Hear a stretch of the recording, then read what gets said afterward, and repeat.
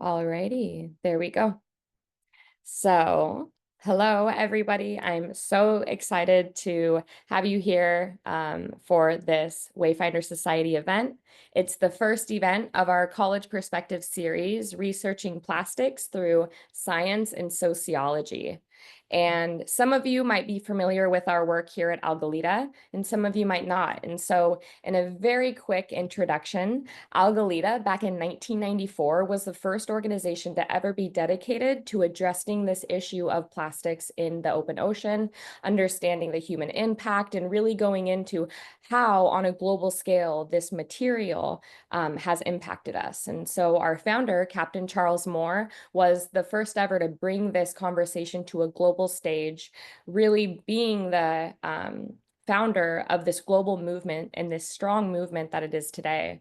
And so we continue that legacy through continuing our research, also championing students and educators through our program, Wayfinder Society for Environmental Education.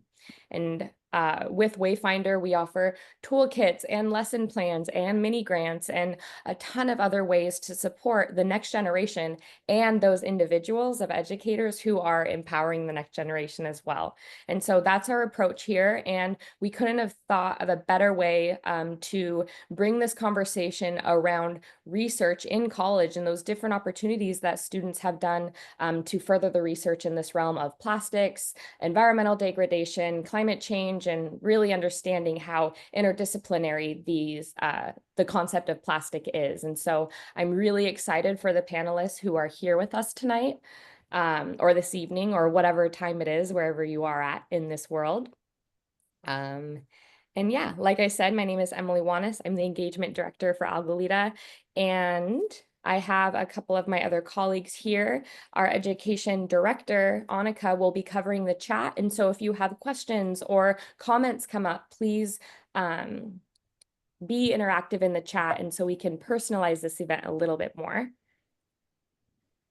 And like I had said, this event, Researching Plastics Through Science and Sociology, is the first of a three-part series this spring that we're leading, which highlights three different college students around the world who are leading the charge in these given areas. And the concept of this is for peers to inspire fellow students who might not be at the level that they're at yet, but they want to be. And so we're going to be getting down to not just the research of it, but also talking about imposter syndrome, and how you have a support system to help you along throughout this journey. And so we'll be sharing links at the end about the future events if you wanted to register, if any of these interest you. The next one, next month, will be tackling plastics through community organizing, which is going to be really exciting to hear all the creative ways students are teaching about and inspiring within this movement of plastics on their campus and in their communities. And then, of course, in April, inspiring change through the arts, which I love so much because we're going to be talking about dance and upcycling and all these different ways that we can feel a part of the solution through the arts. And there we go. A few community guidelines. If you do feel comfortable putting your video on, we highly encourage it, just so, again, it personalizes it a little bit more. The one difficult thing about having a global program like Wayfinder Society is adding that human touch through a screen. So if you feel comfortable, feel free to be on video, and if not, no worries. Please mute yourself when not speaking, and if we're hearing some noise from you, I will mute you, but please do not take offense. And like I said earlier, this session is being recorded. There's a ton of people who want to join, but are just from different parts of the world, and so that recording is going to be helpful for them to leverage this information later on. And again, feel free to use the chat. I see some people are already using it. I just don't see what is being said, and so if you haven't already, please introduce yourself with your name, school or location, and your favorite thing to do out in nature. I introduced myself already. My favorite thing to do out in nature is swim in a clean river, and I'm very grateful to find those when I can. And so, without further ado, I want to pre-introduce the panel because I will allow them to go a little bit deeper. But first we have Chloe McKenna. Chloe was one of the awardees of our student mini grant last year, and she is going to be talking about this really interesting approach to honing in on a specific given community that she'll be sharing about soon, and learning more about how the plastics have impacted their community, the economy, their culture, and I've already learned a little bit from her, and I'm excited for her to share that as well. We also have Trina Miller. Trina is actually Algalita's education coordinator, and she leads our field trips and supports Annika's through our in-person programming, really bringing such valuable knowledge and insight for these students in those field trips, and many other roles she plays in the nonprofit. Trina is also a recent graduate, and so she's done a ton of research around trash. So of course we had to have her join this panel.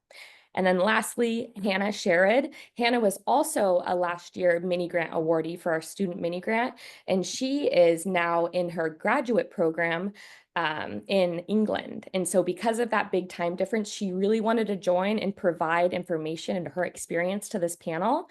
But because of the time difference, she wasn't able to join. And so we do have a quick 5-minute video of her sharing a little bit more about her research journey and what has helped her along the way. So we will share that, and then I'm going to pass the torch to Trina and Chloe to introduce themselves and give us a little bit more information of the field of focus for their research, and how they initially got into this work. And so without further ado, let's hear from Hannah. And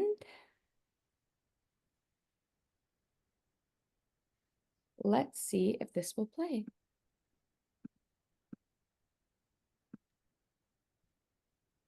All right, well, I'm going to open it a different way, and then it will play. All right, let's try this.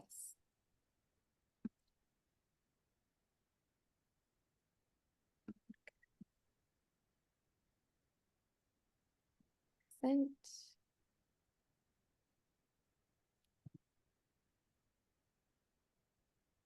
We're getting there, folks. All right. Hey everyone, my name is Hannah, and today I'll be sharing a little bit about my background as to how I've gotten here today. First and foremost, thank you so much to Algalita for this opportunity to partner for the February Wayfinder Society event. I'm very excited to be here, and I'm super sorry that I could not attend this session live, but if anyone has any questions, feel free to drop me an email afterwards. So a bit about my background: I graduated from California State University, Long Beach with a Bachelor of Science in Marine Biology. During this time, I was involved in an organic chemistry research lab and an environmental toxicology research lab.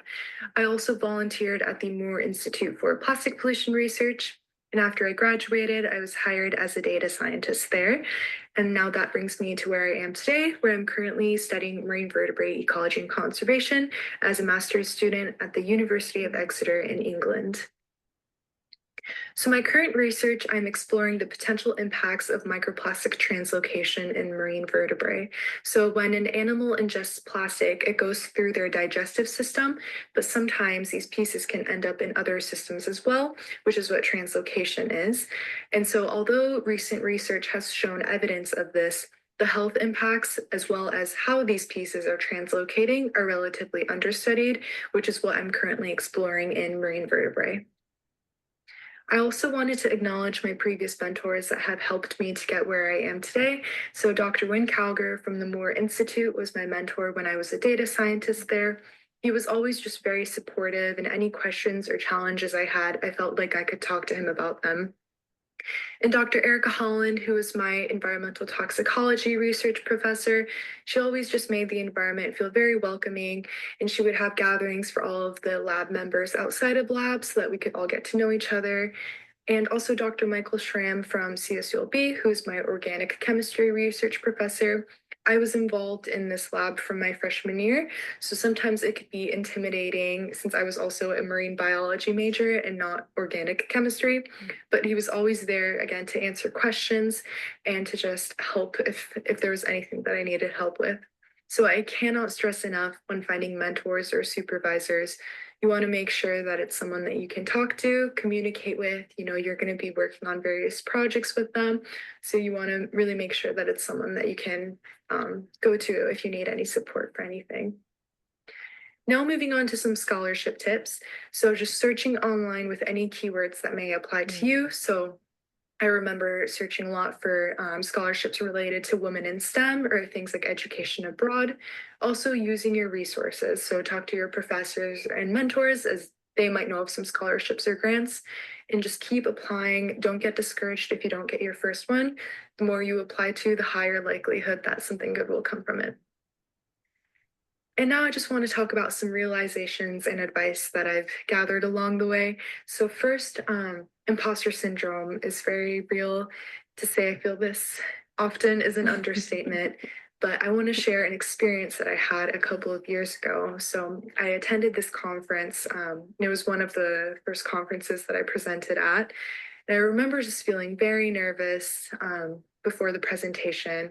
And after all of the presentations, when questions were open to everyone, there was a student that had asked the person that was speaking about imposter syndrome and if you ever overcome it. Now, that person that was speaking in turn opened that question up to the floor instead and asked, who here feels imposter syndrome? And just looking around, I saw mostly everyone, if not everyone, raise their hand. And just to see that all of these professionals or scientists and researchers that have been in this field a lot longer than me, to see that a lot of them had their hand raised too, just made me realize, at the end of the day, we are all human, and it is completely normal to feel these things and emotions. But also on that note, having a support system when you're going through challenges is extremely important as well. So just having like friends or family or people that you can turn to when you're facing challenges or difficulties has helped me a lot in this field. And also just changing your mindset to help with things like, for me, it was anxiety. But again, before presentations, I used to be extremely nervous, and I still get nervous, but I was once told that, you're here to share information that you've gathered or learned. You're here to spread awareness. And so now before presentations, I've changed my mindset to tell myself, I'm excited to share this piece of information. I'm excited to share this knowledge to the world or to the audience. And the audience is also there to learn from you, not to judge you. So having that mindset has helped a lot as well. And lastly, I just wanted to say you all deserve to be here. Being in this field has its challenges and rewards, but you are all doing amazing things. And thank you so much for listening. I hope you have an amazing rest of the event. If you have any questions, feel free to reach me at that email there. Thank you. Hannah is such a joy always, and even though she wasn't able to be here with us tonight, I am so glad she was able to share that video. I learned so much just from it, and I hope that it resonated with you all. But with that, I'm going to stop sharing my screen and we're going to just jump right into the Q&A, and I'm going to be asking some questions to our panelists, Trina and Chloe. Trina, if you wouldn't mind to introduce yourself and share more about your research, anything else you would like to add here, and then we can move on to Chloe before we move on with the questions. Yeah, sounds great. Thank you for that. You actually covered just about all the bases for my intro. So I am Trina Miller. I've been with Algalita for about a year. I got my Bachelor of Science in Marine Biology at Cal State Fullerton in 2022. Or was it 23? I don't know. I think I walked in 23, but it was in 22. So pretty recent, but and during my undergraduate programming, I actually developed methods to monitor marine debris, aka trash, in the rocky intertidal zone, which I'll, chat a little bit more about in detail later on. But through that and the other research programs that I was in on my campus helped prep me to work with the amazing people here at Algalita, and I'm so stoked to be here. So thank you for that. Let me add a couple tidbits, and I'll pass it over to Chloe, excuse me. Awesome. Hi, everyone. Thank you so much for joining us. For me, it's the evening because I'm on the East Coast, but thank you for taking the time to join wherever you're coming from. My name is Chloe McKenna. I use she, her pronouns. Most recently, I graduated from the University of Edinburgh. I got my Master's of Science there in the Marine Systems and Policies program. I just graduated in November, and prior to that, I went to Exeter College in St. Petersburg, Florida, and got and my BA in environmental studies and animal studies and minored in political science. But I got involved in ocean advocacy and plastics when I was 14 years old. Actually, when I was 15, I attended Algalita's Plastic Ocean Pollutions Solutions International Youth Summit, which is like what really got me hooked to the world of plastic pollution. So very excited to be here today and to continue working with Algalita after all these years. Too many, I won't say, but and I'm also a global youth leader with Airstore Ocean and also a staff member as a project coordinator of the Youth Inclusion Expert Working Group for the UN Ocean Decade and a communications associate. And yeah, very excited to share more about my research and my master's program and hopefully some advice from my experience working in plastics over the last several years. Wonderful. Thank you so much, Chloe. Trina in the chat said full circle, and it is so full circle to see what, sparks of inspiration can create. So thank you for that, Chloe. Trina, I'll ask you then, after you introduce yourself, can you share a little bit more about what you mean around developing these novel research techniques and a little bit more about what your trash research has been and if you have any slides to share? Yeah, let me pull them up real quick, but just to, oh, hey, that's me as a little kid. That was for something else, but It looks cut off from my end, Trina. yeah, let me make it the right size. There's so many cute family photos we need to see, so. Thank you. Yeah, that's a little bit of, I know that's one of the questions, but basically just kind of showing that I was lucky enough that, wait, can y'all see the notes if I do that? I can. Let me move that over.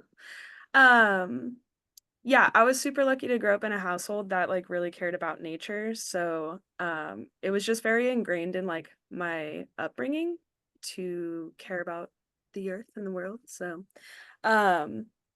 there's little me enjoying the nature and the world. But once I grew up a little bit more and realized I could be a part of the scientific community, I was really lucky that I was able to join a research program at Cal State Fullerton called the Southern California Ecosystems Research Program, which is kind of a mouthful, but SERP for short.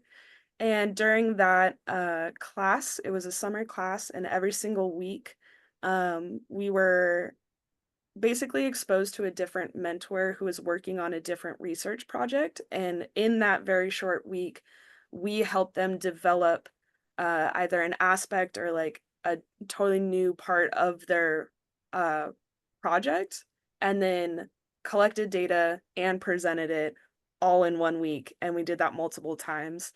And then in the fall, in that same class, it continued to be professional development. And that is how I got into Dr. Brenniford's Rocky Intertidal Research Lab. And through that is how I knew I wanted to do something about understanding like how humans were negatively impacting marine ecosystems, because I grew up at the beach. I thoroughly enjoy the ocean on my days off, and I just wanted to better understand it. I'd always heard conversations about microplastics and how plastic was infiltrating so much of the environment, but it was like new and people didn't fully understand it. So I spent an entire semester just like scouring literature and the internet to understand what had been asked, what had been done, and what was still kind of left to be answered. And so through that, that's when I realized that the majority of marine debris research, so it's not just plastic, just in marine debris just simply means trash in a marine ecosystem. So it could be literally anything. But the majority of the research on marine debris has really focused on sandy beaches in the open ocean. But nothing had really been done in the rocky intertidal zone, which, for those who are uninitiated, the rocky intertidal zone is an extremely important habitat. It's the interface between land and ocean. It's more commonly known as tide pools. So during high tide, it's submerged in water, and during low tide, it's exposed. It makes up a big portion of the West Coast, and it's, this habitat's all throughout the world. It's very biodiverse, and it has a lot of cultural and economic importance as well. And it was in my backyard. So I wanted to know what was going on. I was so confused why people hadn't really looked into it. And I realized very quickly that there's a lot of logistical issues, which I'll talk more about later on. And that's part of the reason why people hadn't really looked at it. As you can see in these pictures, it's literally just a field of rocks. And that can make things a little challenging when you're trying to measure them and bring equipment down and stuff. So I took on the challenge and I wanted to know what was going on in that important habitat. And I went out into the field for about a year, and I was able to successfully create methods that were accurate and repeatable. So I would record and measure every single piece of trash that I found throughout there. And I wasn't just finding plastic, I was finding stuff that's like regular household items, car parts, all kinds of craziness. And I also created an Instagram about it if you guys want to know more about like the weird finds and what exactly I did and all that kind of good stuff, just because I know we don't have too much time tonight. So feel free to scan that QR code if you want. And I'll pass it over to Chloe. Thank you, Trina. Was there a specific question for me, Emily? Yeah, if you just wanted to share more about your research and sharing the techniques you did, why you chose your given area, why that given area was of interest to you, and really just in general, just a little bit more detail about the research you've been doing. Okay, cool. So a bit more about my master's research. I guess in undergrad, I also did plastics research more related to what types of plastics were in the environment. So I worked with the Reduced Single Use project at Exeter College and led monthly cleanups there on campus and organized the data collection and brand audits to contribute to almost a decade-long data set there, as well as created through an EPA-funded project an innovative app that allows users to self-track their uses and refusals of commonly used single-use plastics, which not only increases users' consciousness of their plastic consumption, but also helps combat plastic pollution on a much larger level by using that plastic use data gained from the app to inform policy change and change for business and society. So that's kind of like my background in undergrad, and then more of my master's was related to the social and cultural side of the impacts of marine plastic pollution, which are historically left out of kind of the plastic pollution research space and conversation when it comes to the impacts of marine plastic pollution on communities. So I did this through semi-structured interviews and participatory mapping to kind of have a full multidisciplinary approach to looking at the community I researched in. So my master's program was at the University of Edinburgh in Scotland, and obviously Scotland has various different coastal and island communities that rely on the natural environment for social, cultural, and economic benefits. And when I was crafting my research project, I found it really helpful to meet and talk with different people that were working directly in those communities, and working on the front lines of the plastic pollution crisis in Scotland to understand best, where my research could fit in to uplift the voices of Scottish communities. And there was different ideas that were floated to me, ones that would maybe be easier with the limited time and budget we had. But after hearing about the experience of Scottish Islanders who are historically marginalized from participating in ocean governance and discussions around the marine economy and environment in Scotland, I knew I had to go to the Outer Hebrides, which is an island chain on the west coast of Scotland. And I focused my research on one island community called the Isle of Lewis to perform this research project and, it can be replicated on other Scottish islands, which I would love to see or love to pursue.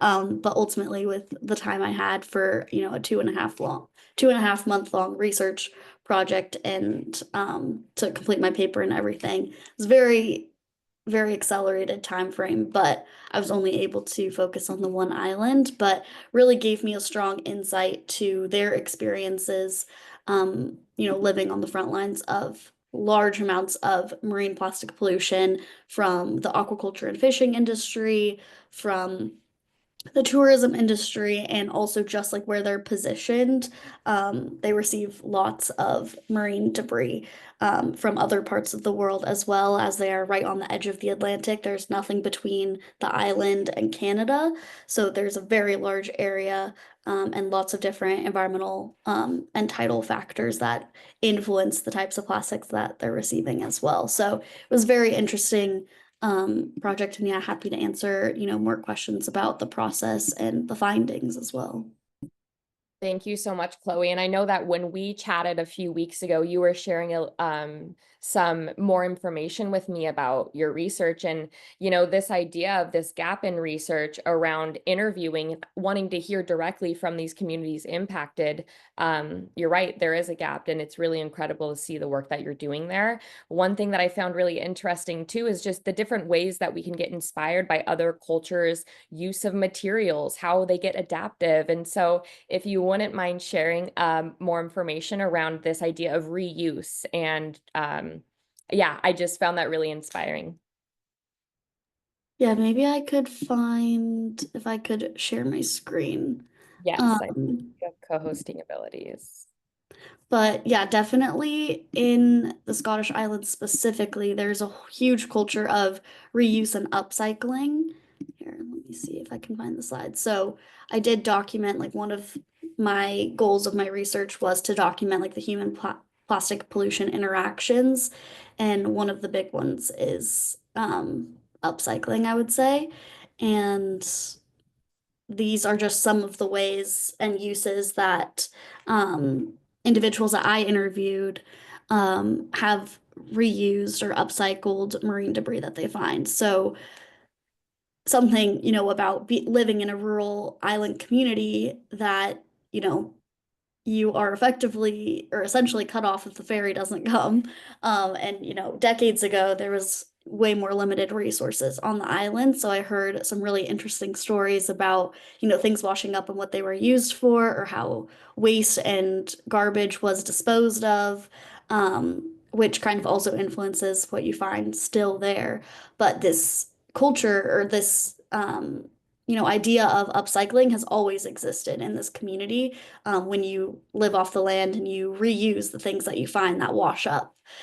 So one of them that used to be really huge was paint buckets, or like paint mixing buckets from the US would be used for peat collection. And some people in one of the villages I was in still have those same buckets and still use those for peat collection, which was interesting. But lots of buckets, lots of fish boxes and crates, fish farm floats, lots from the fishing industry. And some of my favorites, I think, were like a fish farm float being used to create a sand pit for someone's children, which I thought was really interesting.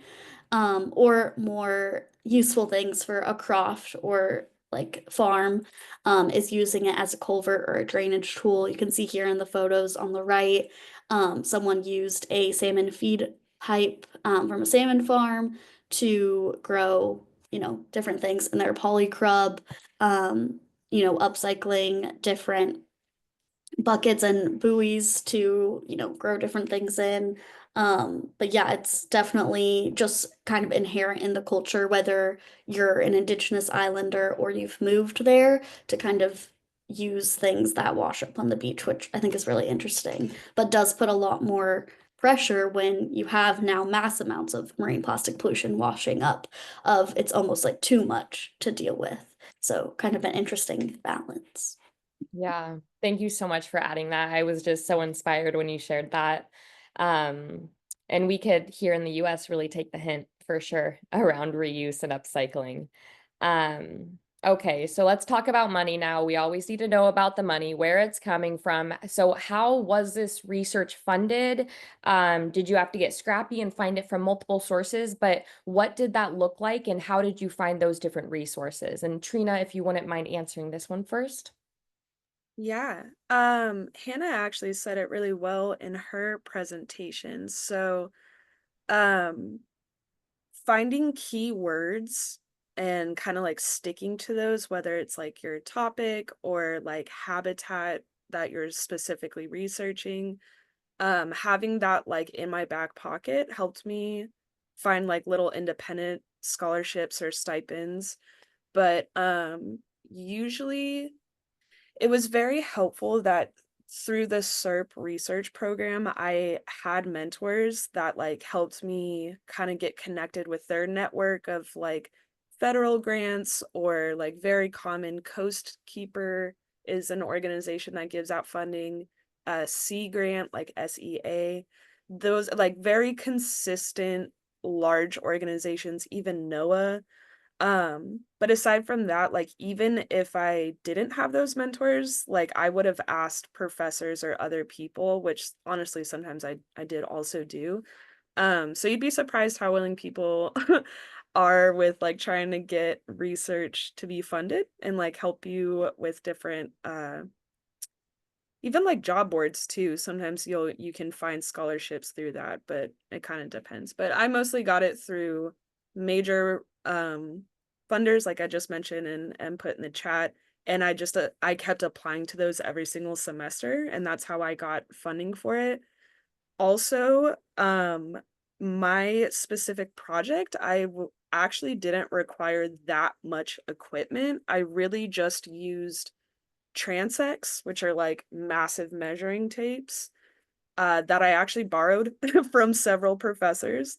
Um, and like a handheld metal detector. And like it was very rudimentary because I was going out into the field and categorizing and recording the trash that I found. So I wasn't even like removing the trash. I was actually doing what's called a standing stock survey, which means you're looking at how the concentration of trash changes over time.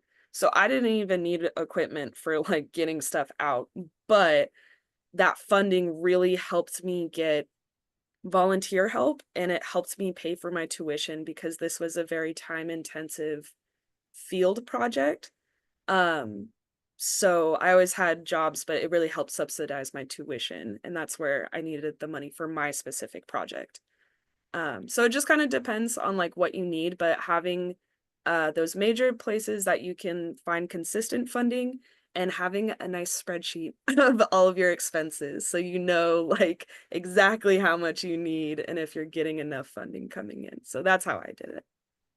Thanks for sharing that and also sharing where that funding went to. I think for those outside of the research realm who might be interested, it's hard to conceptualize that. So hearing for materials and also to supplement tuition, yeah, definitely makes sense. And then Chloe, if you wanted to share how you sourced your funding and how you applied that to which portion of your research? Yeah, so as I mentioned, it was a very short research project. It being a master's program in the UK, it was only 1 year, and we only had about 2.5 months to fully complete our dissertation, both data collection and the full written piece. So very quick turnaround. So in my program specifically, we only received £200 that came out of our own tuition to conduct the research project, which is why a lot of people were, recommending that I stay on the Scottish mainland to do my research and not go out to the islands. Not that it's incredibly expensive, but it is also time intensive and yeah, it does cost more money. But luckily, I was able to be a recipient of the Student Mini Grant Award with the Wayfinder Society with Algalita, which greatly supported both my research field work and then also going back to present the findings to the community, which I can talk about a little bit later. But there were a few different things that I used it towards to help my process and the accelerated time scale that I had. So given that I interviewed 25 individuals, which with an average about 30 to 45 minutes of interview time, that's a lot of information to hand transcribe. And definitely not a language, there is a bit of a language barrier with Scottish Gaelic, but also the accent in the islands was very interesting for my data transcription. So I did pay for a data like or transcription service to transcribe my interviews, and then I would have to go in and edit by hand. So it just sped that process up. And then I also had to have GIS and NVivo. Luckily, those, from what I remember, NVivo was covered as a student. Definitely GIS was. But then I needed some other things like related to travel and stay. Something that I do recommend if you are doing field work, especially in smaller communities, is doing a homestay. That's what I did. Luckily, I was able to find someone who lived on the Scottish mainland, but her family lived on the island I was working in, and they were able to offer me a room to stay for over a week for free. And they also then introduced me to a lot of different community members. I could use their space for interviews. So that saved me a lot of money when it came to transportation and accommodation on the island. So that was definitely very helpful. But yeah, it can definitely be an expensive process if you're traveling. So I do recommend there's different travel grants as well through universities, depending on where you go. So I didn't have access to that, but some students might, depending on what university you're going to. So it is like a barrier, like financially and time-wise to go and travel to more remote areas, but there are ways to do it. So don't let that discourage you if you do want to pursue a research project like that. That's really encouraging to hear, Chloe. And also, just so you all know, I see there's a couple of questions coming up in the chat. I'm going to ask them one more question, and then you all, if you have any questions that you want to ask them, feel free to put it in the chat or raise your hand and I'll call on you. So just start thinking of that or inputting it if you're interested in that. But Trina, I'll give this one to you first again. So a two-parter. What skills did you acquire in the process of doing your research that you found really helpful or that you maybe had to strengthen in the process? And then the other part is what Chloe was referencing, and what were your findings of your research in the end? I see Chloe laughing. Sorry, skills. Yes. Okay. So, one of the biggest things was learning how to lean into my curiosities and learning how to just continuously ask questions. So I do want to share my screen real quick of goodness. Hold up. Is this oh here we go. So the scientific process is very circular. So you have to learn that a lot of the times your original question might not be what you end up sticking with the whole time, and that's totally fine. So just learning how to constantly ask questions, being able to pivot and know that it takes a lot of trial and error and being patient with yourself. That was like a kind of a big learning curve for me, but also learning how to actually set up experiments. So actually understanding like how variables will be affecting like the kind of evidence that you might be gathering for the questions that you asked, or understanding like essentially how to story tell and how to actually use the data that you've gathered to help answer your questions or to help bridge the gap in knowledge. So those were the main skills I would say that I learned. And I know you asked me a second part. Would you mind reminding me what it was? It was, what was the conclusion? What did you find from completing your research? So, I'll play this quick little thing in the background. So, shout out to my dad for helping me. I actually, he was working on his tan. So, at the height of the pandemic is actually when I was doing my research. So I was still lucky enough. I was like outdoors, I could do it, but I was limited with like who could come with me.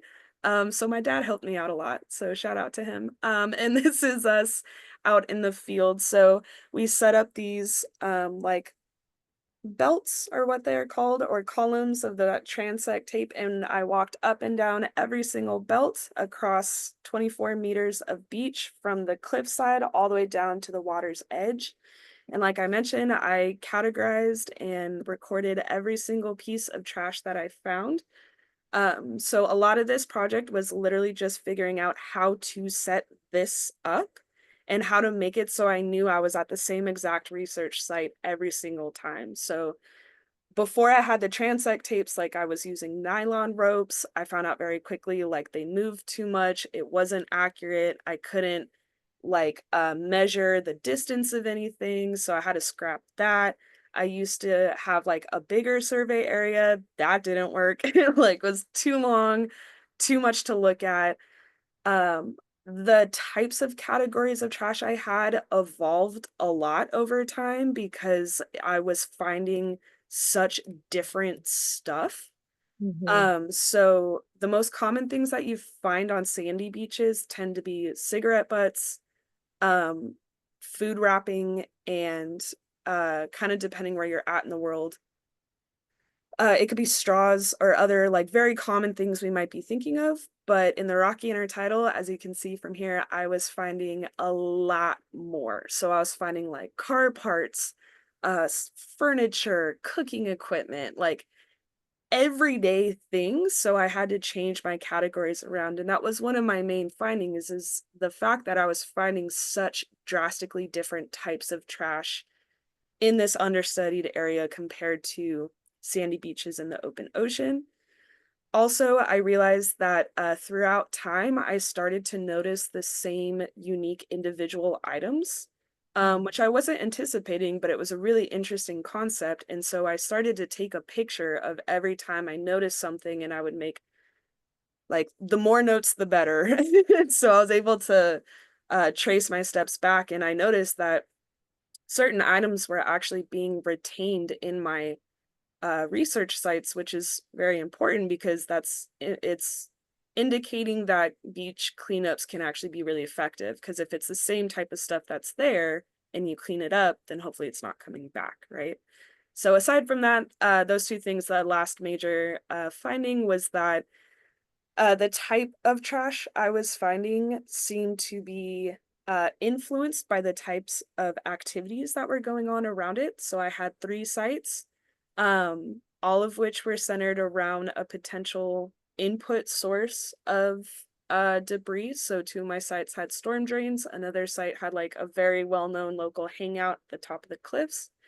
And one of the sites was like a very popular fishing spot, and the majority of the stuff that I found was metal, so like fishing hooks and fishing line. Another spot where people hung out and kind of like partied. I would find a lot of like alcoholic beverage cans, glass pieces, and food wrappers. And the other thing that supports the idea of the activities going around influencing the types of trash and the amount of trash was the fact that I was finding all this trash closer to the cliff sides. So it was closer to where people were. And at my sites, the water never reached all the way to the top of it. So it's not like it was coming in, being washed up and staying. It was actually coming from the land and then being washed out to the ocean. So that would be a source of marine debris rather than a sink, meaning it's somewhere where it accumulates. So the fact that it can be done and it's accurate was very big, and the fact that it's different is very big than what else is known, because these methods can be applied to any rocky intertidal zone, and it's a very important piece of the puzzle to better understand how exactly trash is affecting, like the types of trash and the amount of trash is affecting these different habitats. Thank you so much for sharing those findings, Trina. It's nice to be able to conceptualize it and actually see what came of this? And I can definitely see how it's valuable to the overall global conversation on plastics for sure, and litter and trash and all the above. And so Chloe, just as a reminder, the question is, what skills you acquired or you found really valuable in your research journey? And then lastly, your overall findings from your research. Yes, so very quickly, because I know we're running out of time, some of the skills that I developed and found helpful in my research project, since it was mostly working with people, was stakeholder engagement and collaboration skills, interview skills, and overall just communication. And also a skill that I had to learn, or I did an undergrad and had to like look back to, was GIS, which is not necessarily my favorite thing, but was a really important part of kind of the quantitative side of my research, like the qualitative being the interviews that I did and the socio-ecological and cultural impacts of plastics, but the quantitative was participatory mapping and understanding where participants and locals in the community are encountering large amounts of plastic pollution on the island. And I overlaid that with an existing beach clean litter data set from Marine Conservation Society, which is a fairly large organization in the UK. And yeah, so I had to also do GIS, which wasn't my favorite, but it worked out in the end.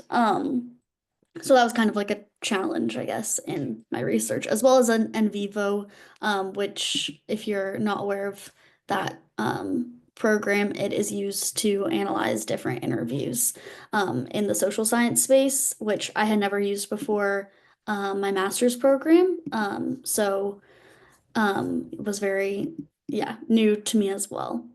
Um, for my research findings, I guess just to reiterate that I really wanted this research project to integrate both scientific data, like the mapping side that I did, and also pull from academic literature, but I really wanted to pair it with the community knowledge and experiences of local communities on the Isle of Lewis, to create this socio-ecological understanding of the island and the region as a whole. But I can also share quickly some of the findings. Can you see this okay? Yes, we can. And we're doing good on time. And so don't worry. Okay, there's various different findings, but I'll go quickly. These are just some of like the participant identified types of marine plastics, which is very interesting because this doesn't necessarily line up with like citizen science data sets on the island, and the Outer Hebrides as a whole. So it's interesting, like things that people are noticing more, like drink containers, when fish, like aquaculture and fishing industry debris is definitely like the highest reported in citizen science data collection. But there's also a huge gap in participation in citizen science data collection and a lot of unorganized beach cleans that happen. So also a lot is not reported for reference. But I showed this earlier, but one of the questions I wanted to answer is how are individuals interacting with plastic pollution? What are the human plastic interactions on the island? So definitely through beach cleaning, both organized with local community groups and local councils in the individual villages, but also unorganized litter collection. So this kind of happens through recreational activities of individuals going to walk their dog or going for a swim, and now have kind of gotten into the habit of bringing a bag with them to bring plastics because they see it every day on their walks. And then traditional practices as well, as I linked that to upcycling, but also the impact that plastic pollution has on traditional crafting practices. A common one being collecting, drying, and laying seaweed on crofts to enrich soil, which has become increasingly difficult for crofters to continue to do because of the large amounts of plastics that they're finding, mostly bits of rope and styrofoam. And this was just like one picture of when I was cleaning a beach when I was there for fun. Just how entangled the seaweed is with plastic pollution, which makes it very difficult for traditional land management practices to continue. And then there's also like the current perceptions of plastic pollution, which generally most people are very, very concerned about. But then also, as I mentioned earlier, like the historical perceptions of plastic pollution and kind of when they started to see more plastics, and kind of this history and culture of upcycling and waste management on the island. But this was, as I mentioned, kind of the participatory mapping that I did. You can see on the map on the right, the white points are the data points from the existing Beach Watch Marine Conservation Society data set. And then the green are if a participant, one or two participants identify that as an area with mass amounts of plastic pollution.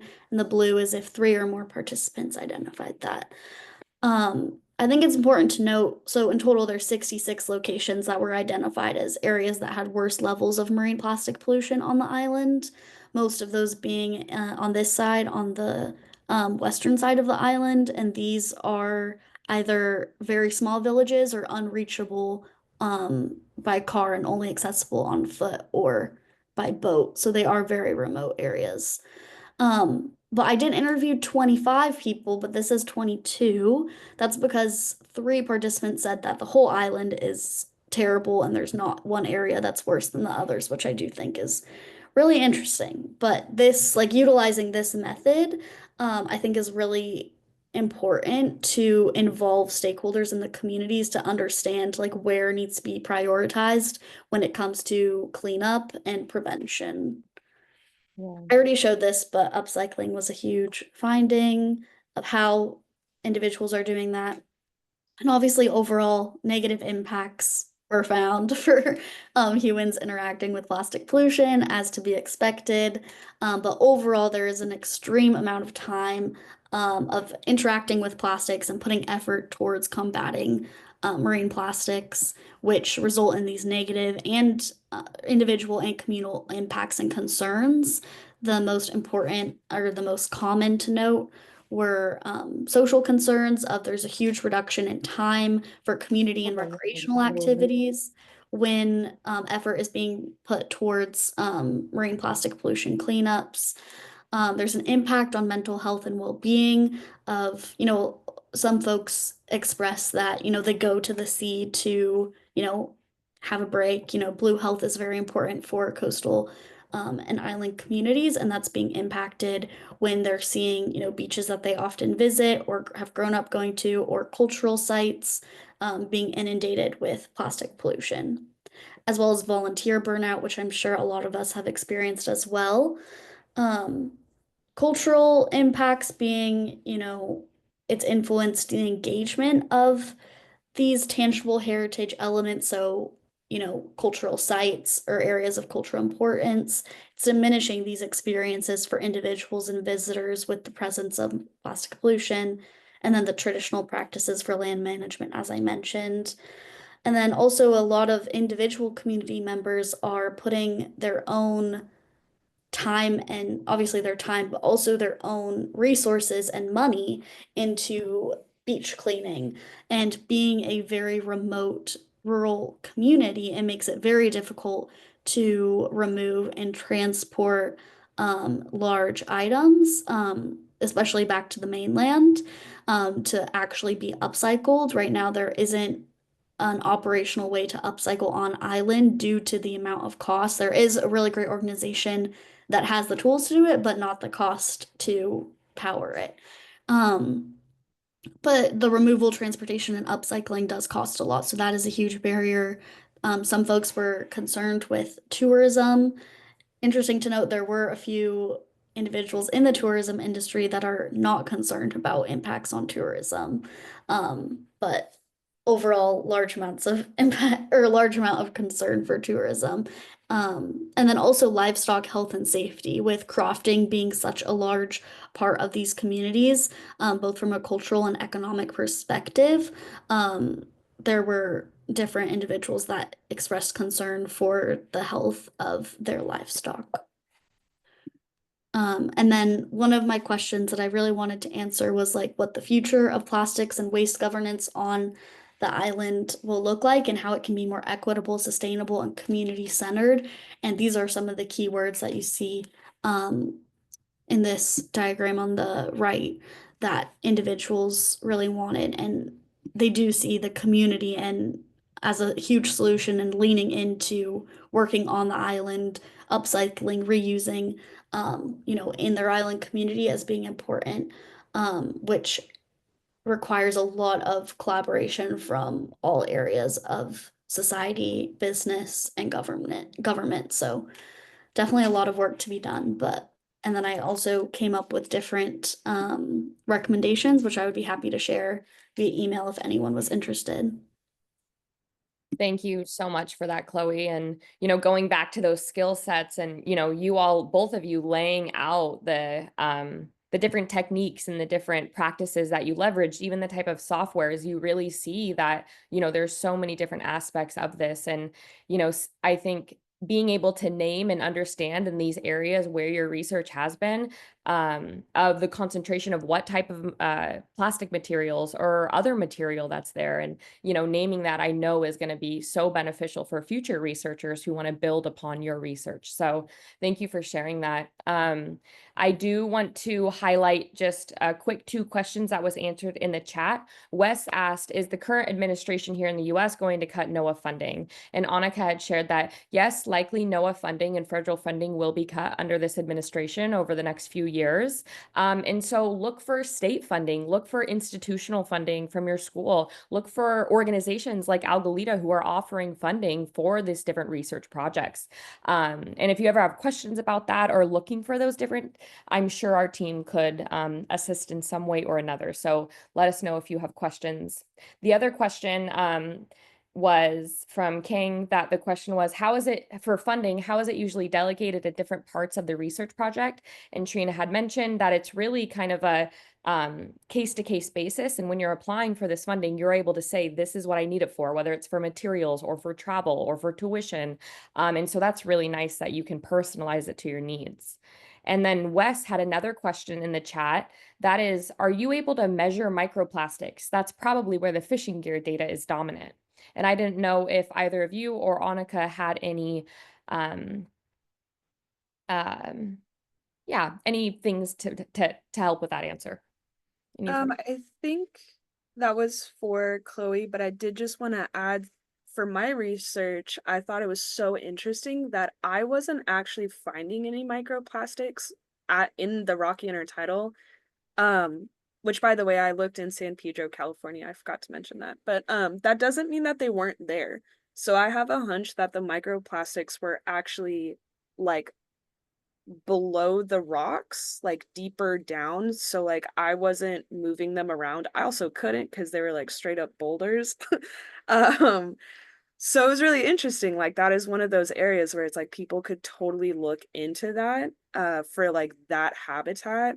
But otherwise, people in sandy beaches and open ocean, actually Algalita is one of the main leading people who have measured microplastics in like open ocean systems through like mana trawls, net trawls.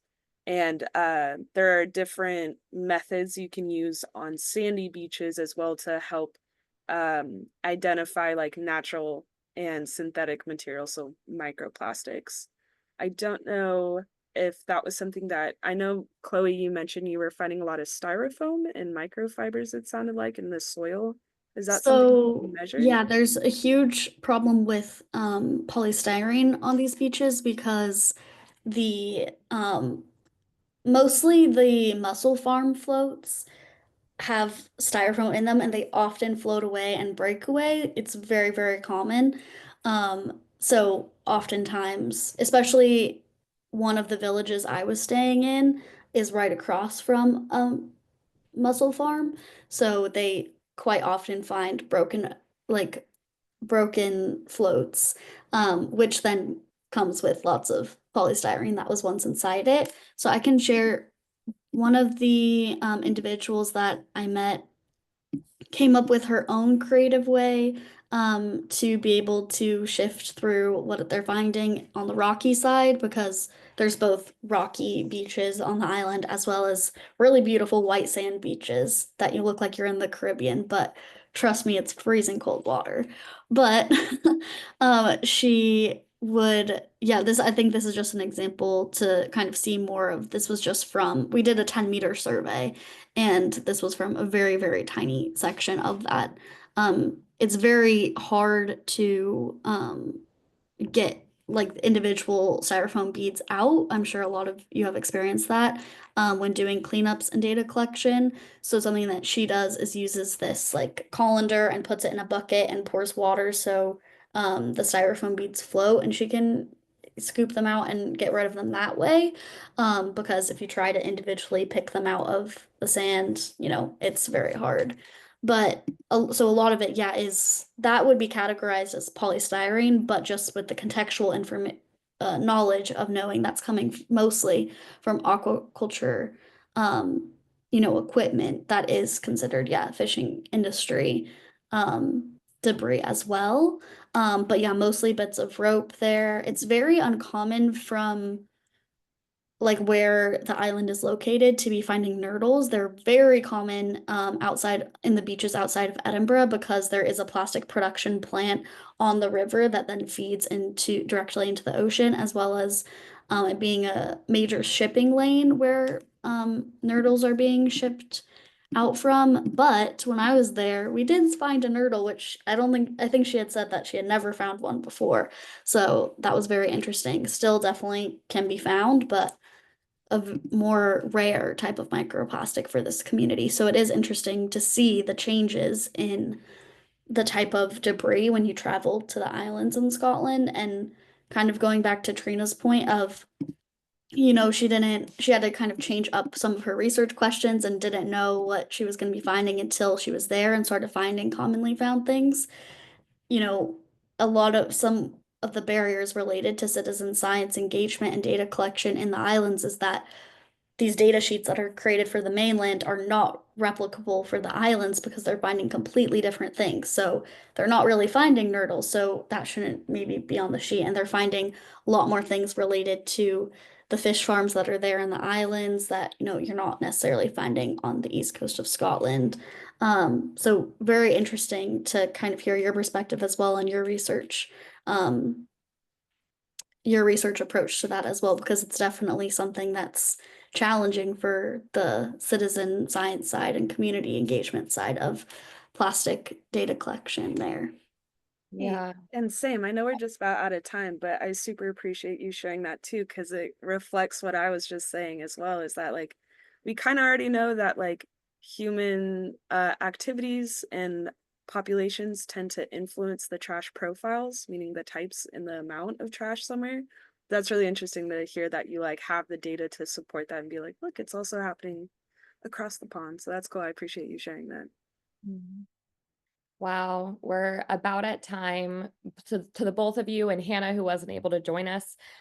This has been so beneficial to actually hear not only that this research is accessible, that there's resources to be had for other individuals to conduct their unique different research projects. And yeah, just sharing the detail has been really illuminating to me, and I'm sure to others on this call. So thank you for your time.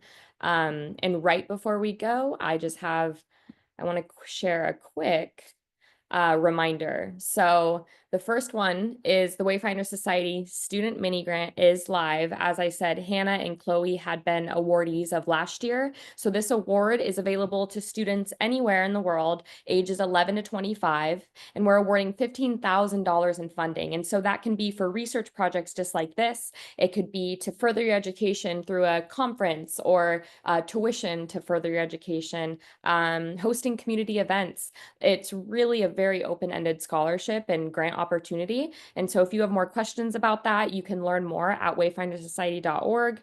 And then the other one is I wanted to share that next month we have our next College Perspectives panel, Tackling Plastics Through Community Organizing. So this is going to be talking about campus organizing, sharing information, getting students involved, but also larger community organizing that has been done in different countries in the world. So we really hope you can join there. I believe Annika is sharing that link in the chat. And again, I just want to thank everyone who was able to join us. And if you're watching this recording, please let us know if you have any questions by reaching out to our email or message me at emily@algalita.org. You can see that Trina and Chloe put their emails in the chat. Thank you both so much. Please save that, reach out to them, ask them questions. They're wonderful mentors, I know it. So yeah, thank you to you both. Thank you to everyone who's joining us. And I hope you have a great evening, day, morning, wherever you're at in this world. See you later. Thank you. Thank you all so much.